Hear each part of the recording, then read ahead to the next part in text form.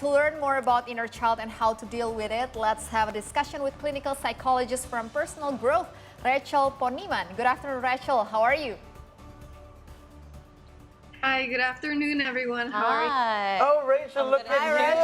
you. Yeah, always a favorite, right? I love Rachel. So, Rachel, first of all, each of us has an inner child, of course, but where does it come from, actually?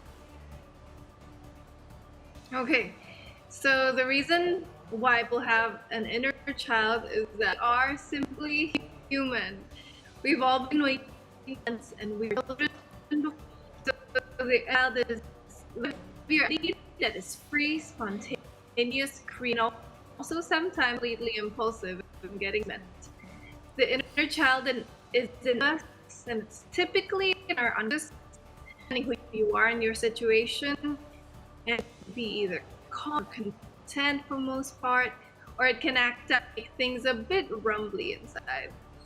I see. But from what you explained just now, people might mistaken it for trauma because we need to define even clearer here. Right. What are the differences between trauma and inner child? So, child are parts of our psyche full of innocence, awe, and wonder. So when our inner is healthy and we are connected with them, we tend to be invigorated, inspired, and excited. On the other hand, is a separate concept. I know it's kind of mind-blowing. Inner children can experience trauma and become wounded. Happens, we feel disconnected from life, Yeah. weird, empty, Yeah. unhappy even. Yeah. So the energy is sometimes the representative or of the trauma of the case. So simply, everyone has an inner child. Everyone has undergone trauma. Right. So Rachel, I think me for myself, as a parent, I think maybe also Maria can relate to that, and also Hans with like his nieces and nephews.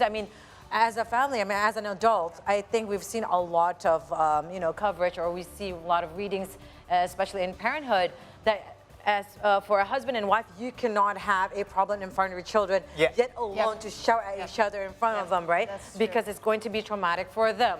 And then this can, I could see some, cases where when they become an adult, sometimes they can hear when people are shouting, they just like immediately they would do this. Yeah, they were closer. When even it's not even shouting. And when I ask them like what's going on, and they're just like, sometimes I don't understand what happened to me. They said like that, Rachel. But then I think this is what happened in the past when I was a child. I do not remember what happened or what the situation, but I remember the feeling of it, my feeling of fear when I hear loud noises. So is that one of the part where you can recognize that you do have kind of an inner child problem or trauma in the past? So I completely agree. In other words, our inner child problems can be triggered depending on the event.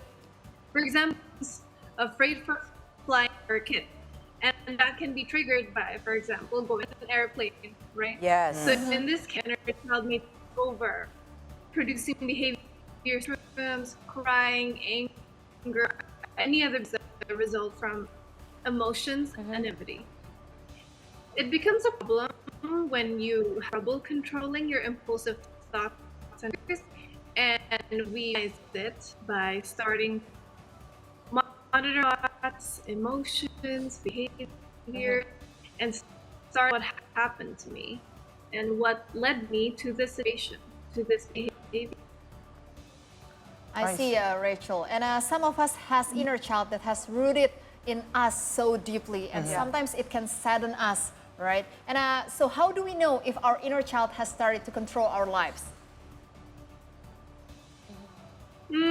It's tricky, but again, with monitoring, it could work because you're taking a step back from behaviors, from your thoughts, more becoming a seeing your trauma from an outside perspective. So start trying to analyze or introspect yourself in a way that's, why am I behaving this way? Is there any reasons? Have I behaved this way before? And you back to the past and possibly the root of the beginning of the behavior or the impulsivity at least. So we've been talking about this inner child in a what you call it, in a negative light. Yeah. Like It's always in like negative, since but not always, since right? the beginning of the segment, like inner child can cause this, trauma, Yep, this, yep. trauma, that. But does it have any positive side of it? Okay, so of course, not all inner child is negative. So, Yeah, right. Because this is relatively new to me. time- Yeah. Yeah. So the time forgiving, irritated parts that feels and against this child. You may notice, for example, in a relationship and your partner thing like a child. That's probably because they comfortable with you. That's why they, show it through self, so to speak. But just as it is the positive aspects of being a child, like innocence, joy, creativity. Yeah.